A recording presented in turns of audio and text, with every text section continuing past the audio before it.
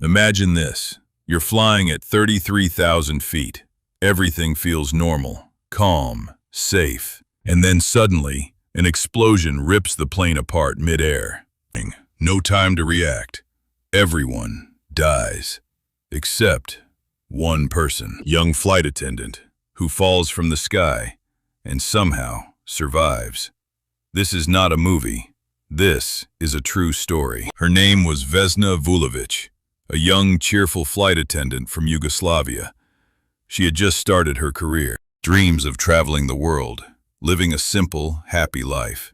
But fate had something unimaginable planned for her. One flight would change her life forever. January 26, 1972. Flight JAT Airways 367. Everything seemed normal. Passengers were relaxed. Crew members were doing their routine work. No one had any idea that in just a few minutes, their lives would end. Then suddenly, a bomb exploded inside the aircraft. The plane broke apart. At 33,000 feet above the ground, at that height, survival is impossible. Or at least, that's what everyone believed. When the explosion happened, Vesna was trapped in a section of the aircraft. The plane was gone, but that broken section was still falling. Imagine falling from the sky. No parachute, no control, just darkness, cold air rushing past, and death waiting below. But then, something unbelievable happened. That part of the plane landed on a snow-covered mountain, surrounded by dense trees. The forest and the thick snow reduced the impact, just enough to save one life. Vesna's body was shattered.